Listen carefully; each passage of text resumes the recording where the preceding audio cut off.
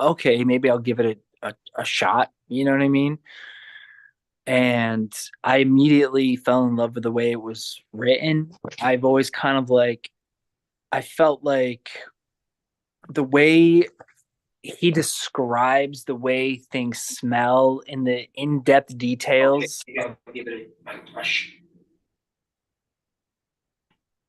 What? Sorry. Oh no, it's okay. Um, can you guys hear me? Yeah. Sorry, Derek. I didn't mean to interrupt you. Hey, I. No, man, it's all Hey. good. What's up, man? Yeah, it's got a very interesting style to it. Um, I always yeah, felt like it transported me mentally. Like the way it was described, I felt like I could take my brain to the place and absorb like all the sense and the way he just like the descriptive way he wrote it. And like I don't know, I've always like that's how I really got hooked in at first. I think the way it was written is just like amazing. yeah. It's Do you know? Have you ever heard of a chiasm before? I think so. So a chiasm is it's a little more complex than this. I'm oversimplifying it, but it's a story that ends where it starts, so it makes a circle. Oh yeah. I love that it starts and ends in the fish market. That Yes. was so cool. So there are a lot of famous books that are chiasms, and it goes back to ancient Jewish storytelling. There's a lot of things in the Talmud and in the Torah that are chiasms, and basically, you know, take this how you will, but these ancient rabbis were very serious about this method of storytelling. Um, and their kind of mythos about it was that you could bind a spirit to a text Hmm. by basically completing the circuit and like having it contained there, um, which I thought was fascinating. That this book in particular is a chiasm because it's very blasphemic. Uh, there are concepts in this book that are like it's such a dark, cynical look at like the commentary he has on society is very dark and cynical. Yeah. And I think it's definitely intentional that this was a chiasm because like to me, Jean Baptiste Grenouille, is that am I saying that right? You guys I know? think so. I think it's something like that. Yeah. Granule something. I'm not. I've never really figured out how to exactly pronounce his name. Yeah. I don't either. I watched the movie after I finished the book and it sounded like they were saying something like Grenouille or Granoli, something Yeah. like that. I think it's grown weed. Granoli. Sorry, what did you say, Hyatt? I think you'd say it grown weed. Granoli. Okay. Yeah. Well, he like to me is like almost like an antichrist figure. Yeah. Um, yeah. So you guys picked up on that too? Yeah, I mean, I've always felt like it had like metaphors hidden throughout the like when he goes into the cave and stays there for 7 years, the 7 years kind of represents the 7 days of creation, or well, 6 days. I didn't even put that together. Holy shit. Yeah, and That's wild. he's like born scentless, so he isn't really like attached to humanity. He's like an entity all on his own. You know what I mean? Like I always felt like I didn't know whether I wanted to like have him almost be like somewhat of a god on earth in a way. Um or if he's like a metaphor for like I was talking to Anastasia about this and like how he could be like a metaphor for like like humanity when you become like I mean he's talented, he has like an extra sensory thing that nobody else has, but he becomes obsessed with everything to the point of destroying it. um Yeah. like humans often do, you know what I mean? Yeah. I felt like there was an interesting turning point when the first murder occurs. I think like that to me was like it could have gone a very different direction. Like Yeah. he could have like fallen in love with her and like it could have been a cute love story from there instead of what it was. Yeah. But I think that was, I mean, going back to what you were saying, Alex, about kind of being an the Antichrist or whatever, is that and one of him, he had this insane talent or ability, but he also had was complete, that was very human in a way, in that, um, you know, especially for people, smell of things is a really, profound trigger of memory. But for Mm. him, he had no connection to humanity at all in a lot of ways. Yeah. His powers in particular are really fascinating to me because it's not just that he can like smell things from a distance, like he can dissect perfumes down to their base, Mhm.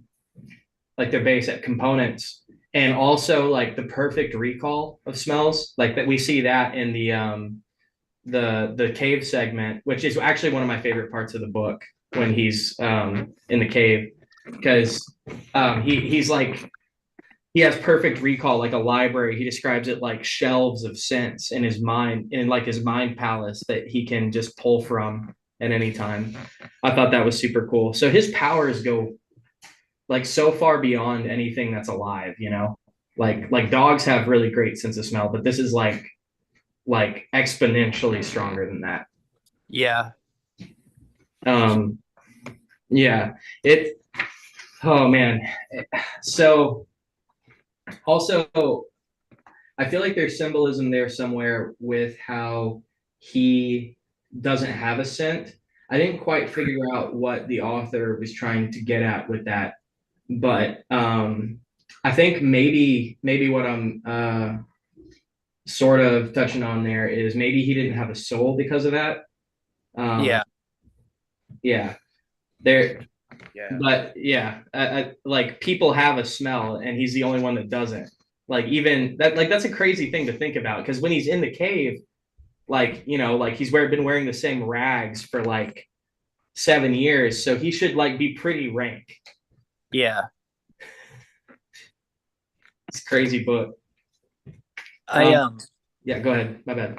no, I was just thinking about the fact that like, well, you were like, I was trying to like figure out exactly what the, you know, it's kind of like everything in humanity, in terms of like, people's pheromones, their scents. Like when you hug someone, you can like get transported back to like, like your grandmother's perfume, or like even when it comes to like emotions like love and anger and things, are like undetected pheromones coming off the human body that you can smell, but you're not like 100% aware of it. And I feel like that's what like detached him completely from like humanity. Like he wasn't even human in a way, even though he looked like one and was born technically of another woman. You know what I mean? I think it was like representative of like his detachment from humanity altogether. Even his like, I mean, obviously he's like a psychopath in the sense that he doesn't seem to, uh, you know, care that he kills people, and he kind of uses them to like get his needs fulfilled, I suppose. Um, but he just ends up like destroying everything around it, people, all the girls that he kills. um but he never seems to like feel any type of like remorse, or like, I don't know, at least not that I ever really saw. Oh yeah, yeah. He seems at the very least a sociopath, if not a full blown And he psych. gets sick. He goes through that part where he starts getting like sick, like he's detached even more. He's like becoming depressed, and like he gets really sick. And then that Baldini tells him about that place, and as soon as he starts hearing about it, he miraculously like recovers.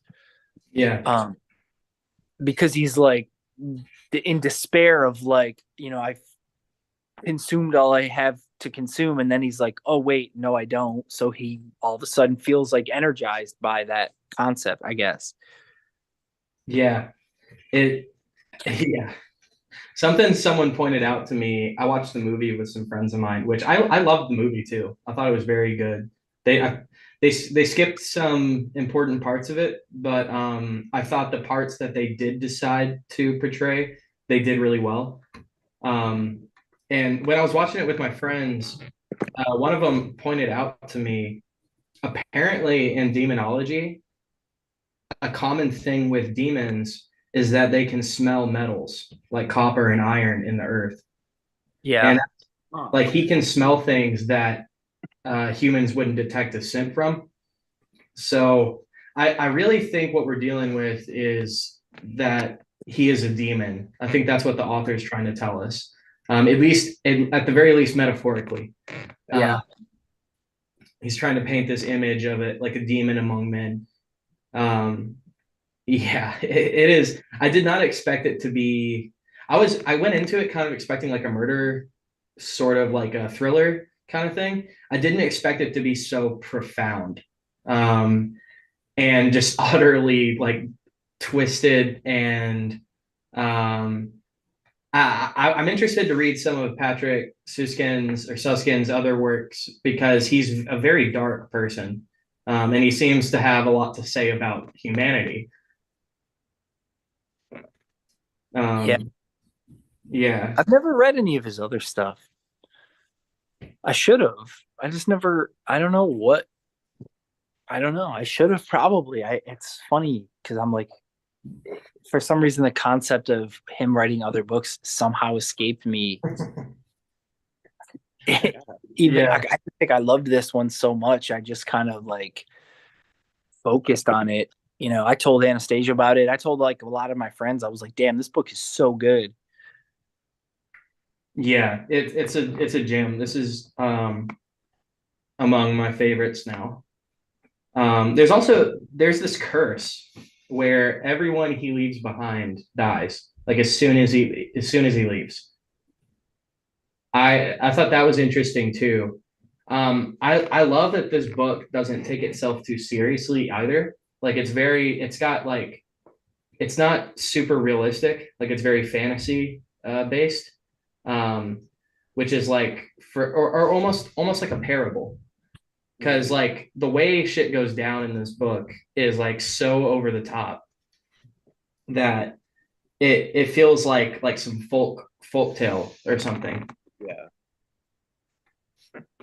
Yeah, there's It's something about it that remind of the descriptions and kind of the idea of everything being very well described and a lot of things telling a story that's kind of like, I mean, you could imagine maybe conceivably certain things happening, but it's a little bit, parable or folk story like some things from Charles Dickens, like Victor Hugo. mm, Kind of remind me of those and the just the tone of it and the language. yeah. It's he knows he's telling a story. It's the focus is on I don't know. Sometimes it's not really a bad thing, but like I'm a big fan of like Game of Thrones and like Tolkien and that stuff is like you are there's really an entire constructed world and you feel like you just have like a looking glass into this other world that exists. But this is more akin to me like you said, like Charles Dickens or even like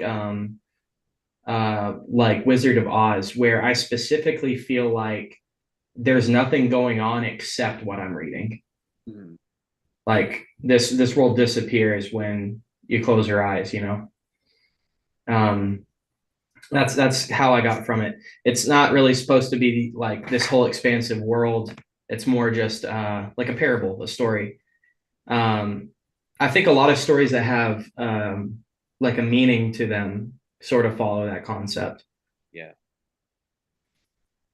Some of the greats like the Odyssey, um, like Homer is like that too, where it's like, yeah, he's telling you what he's telling you, and there's that's very like New Testament also because in the New Testament Jesus teaches through parable where he's like basically what that commentary is that he is saying people learn things better when you tell them a story. Mhm. um, and I think in the New Testament what they're also telling you is that the older stuff is also a parable, like don't take it too literally. um, yeah, I was just so blown away, like especially like the climax at the end, how Yeah, things finally resolve. I thought was like, wow, this is such a dark look at humanity. Um, basically, everyone is a fool to the trickster, like to the jester. It's yeah, there's a weird part here I marked down. Um, like just like okay, so coming out of the cave. So in the cave, he uh would like he would like relive these traumatic experiences so that he could overcome them. And the idea of overcoming these traumas made him like it was like slaying a dragon. It was like a heroic feat. And then he would like build himself to orgasm. And that's what he did for 7 years. Is he's just jerking off in a cave. yeah. I'm like, what the fuck is this? As soon as I got to part two and he begins his journey, I'm like, I couldn't put it down. I'm like, this book is so wild. Um, the first part's good too, but I feel like it's more just establishing the character and his. I do love that it's an entire life story from birth to death. That's really cool too. Um, but right after that, right after he leaves the cave, he he makes his way to this other town, and the mayor, it might be the magistrate, the person he comes across in the other town has this idea. I'm just going to read this. By spreading the semen of bulls over various grasses, he attempted to produce a milk yielding animal vegetable hybrid, a sort of udder flower. After initial successes that enable him to produce a cheese from his milk grass, described by the Academy of Sciences of Lyon as tasting of goat, though slightly bitter. He had to abandon his experiments because of the enormous cost of spewing bull semen by the hundreds of quarts across his fields. So, like, they establish this character he meets as like absolutely insane. And then we find out that he's even more insane than that because he has this idea of fluidum. But basically, if it's in the ground, it's bad. So because he was in a cave, like that's why he's so fucking frail. Like because he tells when uh when Jean Baptiste, I'm not even gonna try with his last name anymore. When he gets out of the cave, that's what he tells people is that he was kept in a cave, like prisoner, like in a hole. Um, so going off false information, this character creates this whole story about why he is so frail and decrepit, and he develops this whole theory about how shit works, which I feel like is very that part is really realistic, like archaic like alchemy sciences where people don't really know how shit works, but they Mhm. like develop all these weird ideas about it. I thought that was very cool. Like 1700s Europe, and they're just like very crude science. I thought they did that really well too. But yeah, that part with the bull semen and the udder flowers really threw me for a loop. I'm like, holy shit. At the end of the book, at the climax where the townspeople eat him, and they I feel like the very last sentence of the book says something that it took them a while to look up at each other and make eye contact because they were like aware that they had just eaten a person, but it was also conflicting mentally because it was one of the greatest experiences they had ever felt, and they did it out of love. Like I mean, did you have like an interpretation of like the last sentence of the book where it's like, I mean, obviously, the scent that he had created with the perfume cause them to become overwhelmed with like, whatever, like desire to eat another person. But like, do you feel like that like last part was some type of like larger metaphor? Kind of, I mean, it's communion for sure, because it's, Mm. I mean, that's, Oh yeah, because shit. in the Catholic Church, the principle of transubstantiation, I think that's what it's called. It, Hmm. the communion bread and wine are literally turning into flesh and blood when you consume them. Oh yeah, I just they ate his body. Like this is my body. Yeah, that makes sense. Yeah, I think that's where the they did it with love comes from too. That's good, Hyatt. I didn't make that connection, but now that you say that, I think it makes that last line make more sense. Um, the paragraph you're talking about, Derek, it reads, "When they finally did dare it, at first with stolen glances and then candid ones, they had to smile. They were uncommonly proud. For the first time, they had done something out of love." And that's you're absolutely right. It's communion. It's I okay, so I knew they were doing like a Jesus parable here, but I didn't realize how deep it went. Like I'm glad you guys picked up on that too. I was like, maybe I'm just reading into this too much because I tend to do that with a lot of things. I'm like, oh, this parallels like some religious text, but like it really is like a very it's like an inverted mirror of religion. Because to go back just a little bit, the part right before that.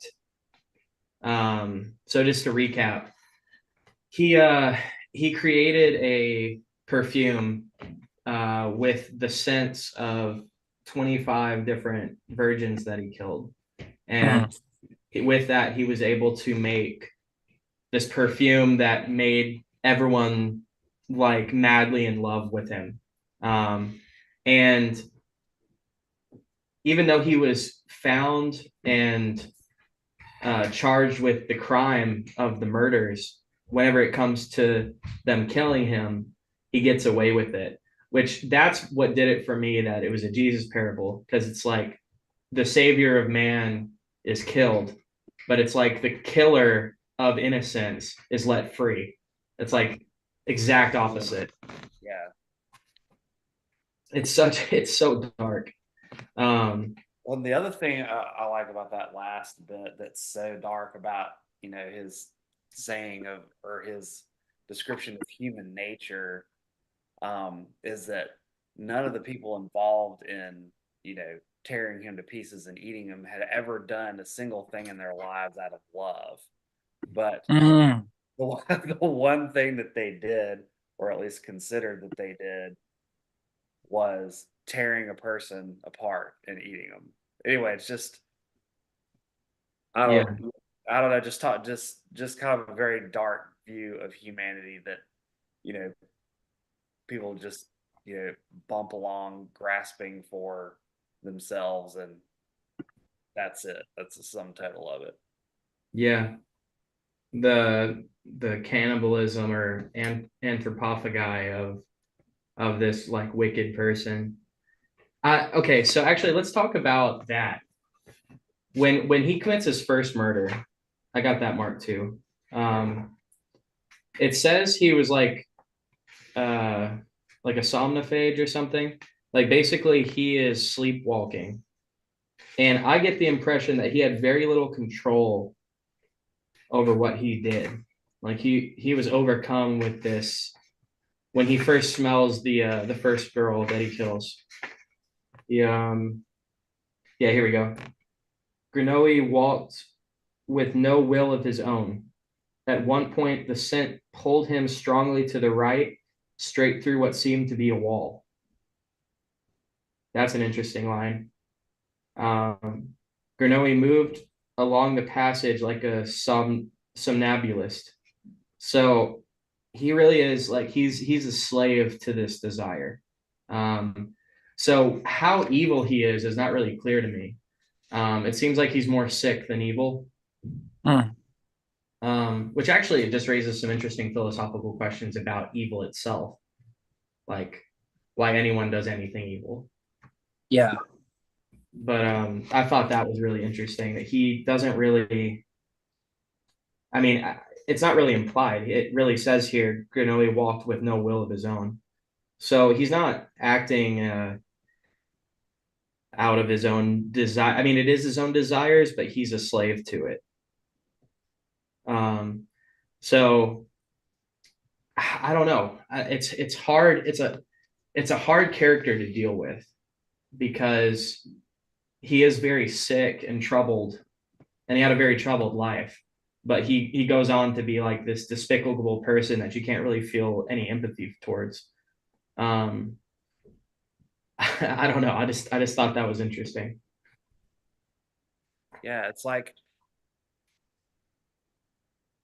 any, and they, I feel like they said this several times throughout the book about how, he could just be kind of satisfied with any food. Was, reasonably content just sleeping on the, especially when he was in the tanner's, um, employ, sleeping on the floor or whatever.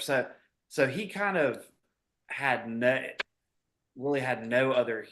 human desires or no human drives. This was like his one animating principle.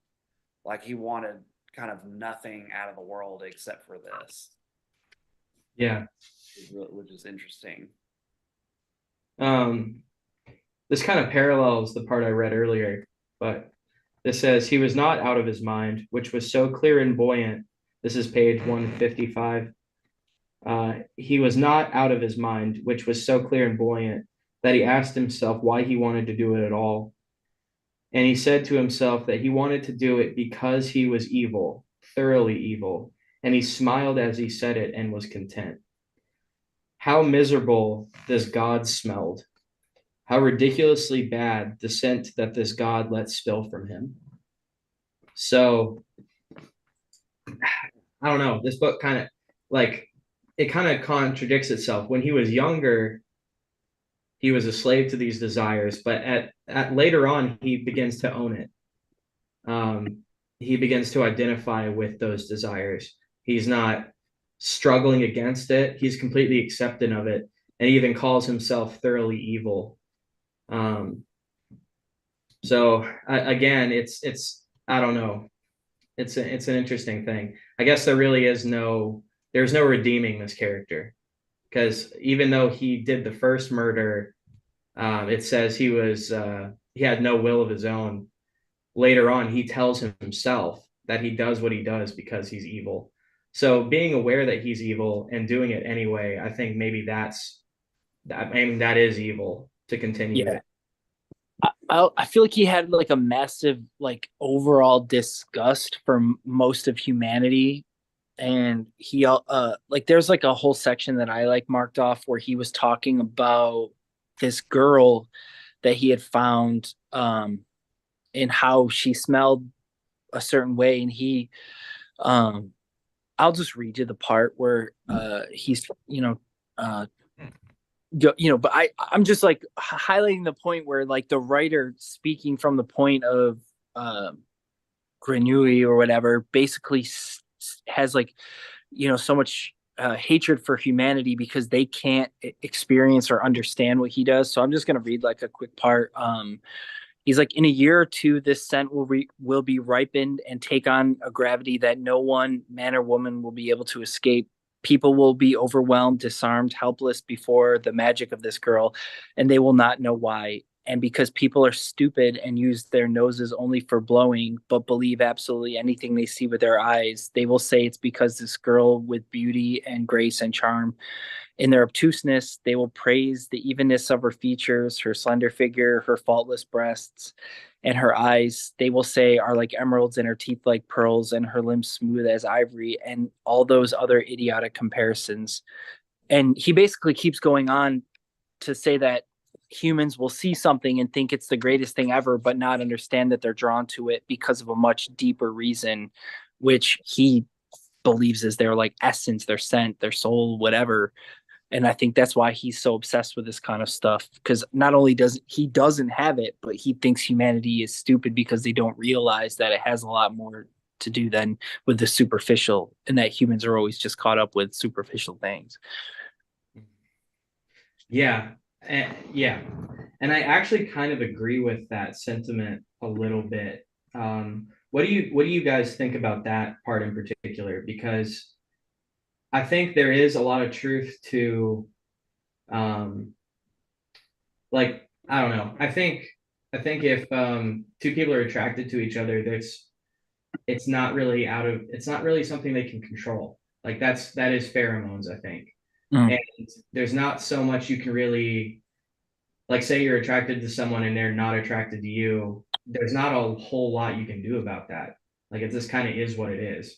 Like you can learn to love, but I think a big part of like carnal attraction is this pheromone thing. So he's not entirely wrong here when he says that people will describe her beauty and not understand exactly what it is. Um, I think there's probably some science to back this up, but I Yeah. obviously don't know a ton about that.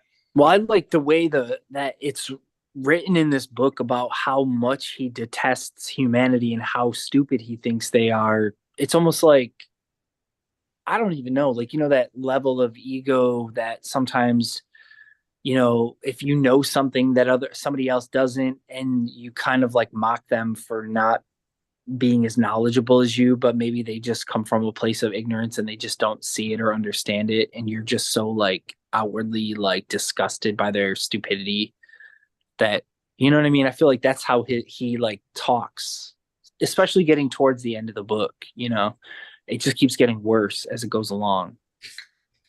Yeah. Yeah. There's also some interesting, I think the author has a good idea of what a serial killer is, the way they're like impulsive and they have these desires. I think this is probably mostly true. Again, I don't know this for sure, but I think most serial killers act impulsively and there's a sexual component to it. Um, like Ted Bundy and like um, fucking his name's escaping me. The big ones, that seems to be the case. Like Jeffrey Dahmer. Jeffrey Dahmer, thank you. Yeah, there's like the sexual component to it, which I mean, like, unless you're asexual, that's something pretty much everyone can relate to, where it's like you have compulsive desires towards something, but then when you have deviations, like you want to cause someone harm, or like I don't know, other bad things. It's like that's probably a similar sort of urge that everyone experiences. It's just a different what you want out of that is different.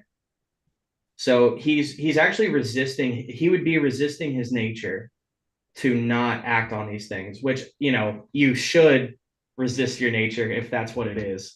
Like if your desire is to kill people. But I don't know. I think it like I think what I mean to say is I think this author has a good idea about what a serial killer is. Um, it's impulsive. It's not even that really well thought out. It can be methodical, but it comes from like a strong sexual urge, and it's repetitive. It's like you do this thing and then like that's quelled for a while, and then you do it again. Yeah. Yeah, it's it's so interesting. I mean, yeah, that kind of tracks with any documentary about serial killers that I've ever seen. Yeah, he even like well, he killed the girl first, but that was almost on accident. Like the way they did it in the movie was really interesting. Like he literally didn't mean to kill her in the movie. I think that might it's not quite that case in the book. Like he does strangle her to death in the book. But it's not really so intentional. Like he even is like beating himself up because he's like now that scent is gone. Which that's interesting too, that he feels no remorse over what he did. He just, hey, what's up? Hi. So he feels no remorse over what he did. He's just remorseful that the scent is gone now. But then the next murder is actually a dog, which again is very similar to a serial killer. They kind of like build themselves up. Yeah. Yeah. I'm gonna read this part, which is not for the faint of heart. He tried it first with a puppy. This is page 186. He enticed it away from its mother with a piece of meat, all the way from the slaughterhouse to the laboratory. And as the animal panted excitedly and lunged joyfully for the meat in Grenouille's left hand, he gave one quick, hard blow to the back of its head with a piece of wood he held in his right. Death descended on the puppy so suddenly that the expression of happiness was still on its mouth and in its eyes long after Grenouille had bedded it down in the impregnating room on a grave between two greased plates, where it exuded its pure doggy scent, unadulterated by the sweat of fear. That's probably the darkest part of the book, I think. I think there's like a general human sentiment that it's like worse to fuck with animals. They're so innocent. Um, but yeah, I just he's capturing sort of this progress of the serial killer. He's building himself up to basically he's just testing to see if he can do this. Um, so complete segue. Another thing that a friend pointed out to me when we watched the movie, um, smell. When you smell something, that's particles of that thing going into your nose. So for you to smell glass, it's not. It's like he's not even smelling it. Like it's beyond that Mhm. because there's no particles being released. At least I wouldn't think so. I mean, if it's like a base metal and you're like disturbing it somehow, like if it's like crude iron and you're like scratching at it, I mean, that would release some particles. But for this thing to like something like glass, it's like we use glass because it kind of doesn't, you can put anything in that and it's not going to like have glass particles in it, you know? So, Yeah. so for him to be able to smell glass is like, it's not that I don't think the author knows how it works. I almost wonder if he's trying to tell us something about that specifically. Because, I mean, this was like 75, I think. So it's just probably pretty well known science at the point that this was written. So, with that in mind, I wonder what he means when he says he can smell glass and like, um, I mean, copper isn't such a strange one to me because like you can taste copper. So like for him to be able to smell copper is not like too far of a stretch to me. But the glass one was weird to me. I don't know. That's just something I thought about. I think you'd smell glass. Like Can you?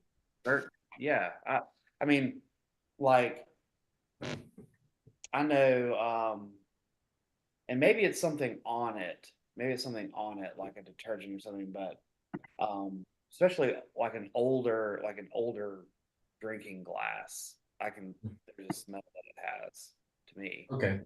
Gotcha. And I don't know if you're getting any particles from I don't I mean I think you're right about that, but I don't know what it would be Hmm. from glass or something like that, or from metal. Maybe if it's something that's had other substances in it, you're like smelling the residue from it. Yeah, it could I don't be. I don't know though. I actually that'd be an interesting thing to look Yeah, into. yeah. Um, Look into that because yeah, that's an interesting thought. yeah. Um, I guess we'll briefly talk about Ricky's, the father of what's her name, Laurie. Mhm. Um, Brilliantly played by Alan Rickman in the movie. But this character is like sort of a sleuth. He's like the parallel to Grenouille because he's like this brilliant detective almost. He's not a detective, but he has like detective skills. And he's able to figure out on pretty much nothing, like just on the murders themselves, what Grenouille's intentions are. And I thought this character was very interesting. I like the part, it's really fucked up, but I like the part where he finds his daughter dead. Um, and they captured this really well in the movie too. But it's I'll see if I can find it. But that part was just really fucking chilling. Hmm. I'm too far. Let's see. I feel like I need to watch the movie again. I haven't seen it in so long. It was really good. I went into it with not great expectations because I mean, anytime you adapt something, especially coming like straight off the book, I wasn't Yeah. expecting to anything too incredible, but I thought it was really well done. Again, they skipped like they didn't do the cave part at all. No, Um, I but like the parts they did do were really cool. Yeah, I saw I the feel movie. like when I oh, go ahead, man. Oh no, I was just saying I saw the movie a long time ago, long before. I mean, I this was the first time I'd read the book. Um, but anyway, yeah. But I remember it being really, really well done. Yeah, I thought Alan Rickman was really good. I feel like when I first saw the movie, I was like slightly disappointed in the sense that, obviously it's just one of those things where you read a book and you love it and you know that things are cut out and you're like, why did they have to cut that? Like one of those kind of things. And I think that I saw it a long time ago and then I sort of half watched it another time and I feel like I need to like watch it again because I feel like after reading this book again, I feel like I just want to give it like another chance in a sense. Yeah, Yeah. they were pretty faithful to the book, at least at like the really key moments. But they did take some liberties as well. It wasn't like a perfect recreation. So I found the part I'm talking about. This is after he kills Laurie the next morning. When do you know how to say that name, Hyatt? Is it Richie's? Rickis? Richis? I think I'll probably pronounce that Rishi. Rishi? Okay. That sounds right. I'm using you as the authority on this. Yeah, So page, I don't yeah, know if page. I qualify, but Well, you at least know more about it than I do. Um, page 221. So this is the next morning. He's going to check on her after he made so many efforts to like keep her safe. He's going to check on her. Carefully inserted the key in the lock and turned the bolt softly, very softly, considerately, not wanting to wake her, eager almost to find her still sleeping, wanting to kiss her awake once again, one last time before he must give her to another man. Oh yeah, that was another thing. There's like some not so subtle pedophile vibes from her dad, but we'll ignore that for now. The door sprang open. He entered, and the sunlight fell full into his eyes. Everything in the room sparkled as if it were filled with glittering silver, and for a moment he had to shut his eyes against the pain of it. When he opened them again, he saw Laurie lying on her bed, naked and dead, and shorn clean and sparkling white. It was like his nightmare, the one he had dreamt in grass the night before last, and had forgotten again. Every detail came back to him now as if in a blazing flash. In that instant, everything was exactly as it had been in his dream, only very much brighter. That part really fucking got me. Um, just the image he's painting here, where like he opens the door, and they did this perfectly in the movie too. Like he opens the door and he's just blinded, and at first he doesn't realize anything's wrong until like his eyes adjust. Um, but I just thought that was really beautiful the way that was written. Yeah. Um, the climax into when he's finally caught and convicted of his crimes, um, and led up to his execution.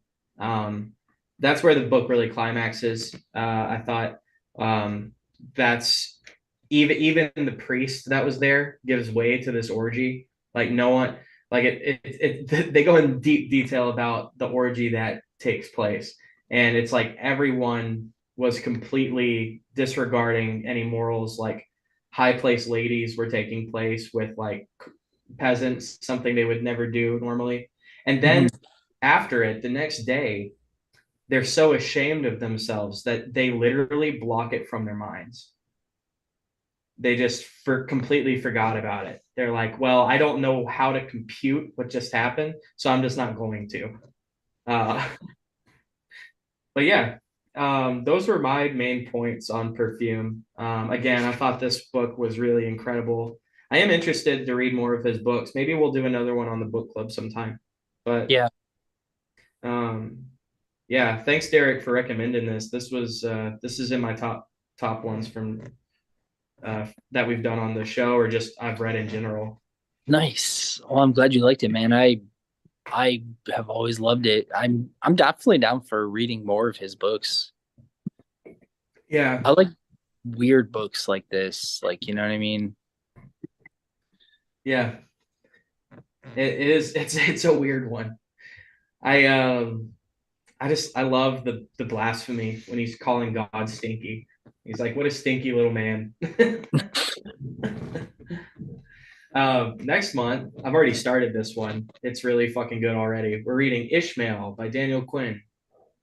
Um, this is about a telepathic ape, a telepathic gorilla, Huh. um, Interesting. and his commentary on humanity. He it's like 1992, I think. Um, but it's this one hits close to home, and we'll talk about it more next month. But um, it's basic to give it kind of a brief breakdown. It's a telepathic ape that's talking about captivity, and he's explaining to people that they are in captivity also. He's like, the world isn't going the way y'all are intending it to, yet you don't do anything about it. And it's Yeah. because you're all captive to this. So it's a very philosophical book. Um, but I'm already very much in love with it. So yeah, well, if y'all want, we can do this again next month. But Evan recommended this one, Evan Carpenter, and I'm definitely going to be reading that with him next month. Um, we'll keep this one short and sweet. Thank you guys for joining. I appreciate you. Yeah, man. It was awesome. I think the book is great. Yeah, yeah, it really was. This is one of the best ones we've done. Derek, do you have Anastasia have anything coming up you want to plug? Um, yeah, I was gonna say February 22nd, she has a show at the East Room.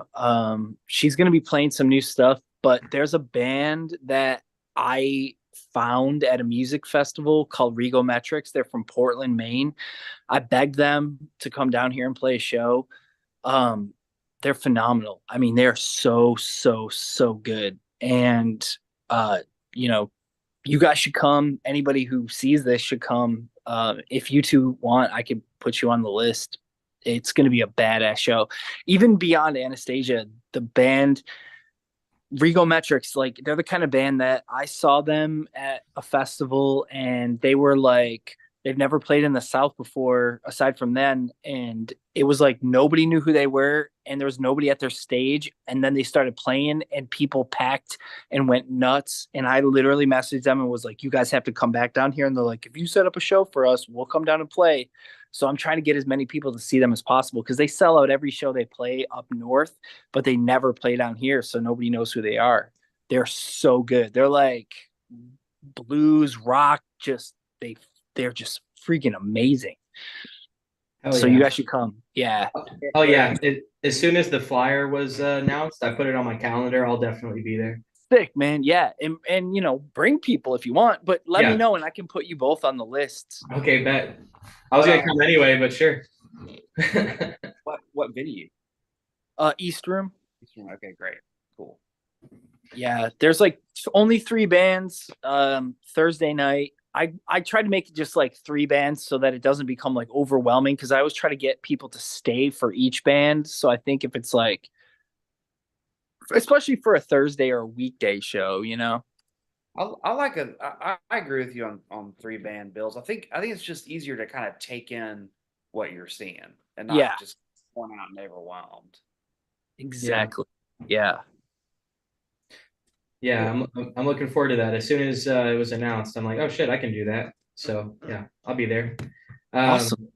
Hyatt, any cassette strat? Oh, you guys just finished tracking your record, I heard. Yeah, we finished tracking, and Alex Sanchez at Porter Rose Studios is going to be mixing over February, so we're real excited about that. Probably coming out March or early April, and then we're doing our first little run of out of town shows with this project here in February. So we got on Thursday, February 15th at Springwater, and then we're going up to Louisville on the 16th, Friday, and then Indianapolis on Saturday. Oh yeah. So, I haven't announced it officially, but if you're watching this, I'm throwing a festival on my birthday, April 5th. My birthday is April 4th, but we're doing it April 5th because it's a Saturday. But we got 6 bands coming out. I won't announce the lineup yet, but that's going to be an underdog. So Awesome, man. yeah, I'm excited about that. This is the first time I've done this. Booking an event, throwing a show is fucking stressful. But I don't envy like booking agents. It's fucking hard. But yeah, so that's what I got coming up. Anyway, thank you, gentlemen. I appreciate your time. Derek, thank you again for the recommendation. That Yeah, was man. I'm glad you liked it. yeah. All right. Well, Alice, Awesome, we guys. will see you next week. Bye. See you later. yeah.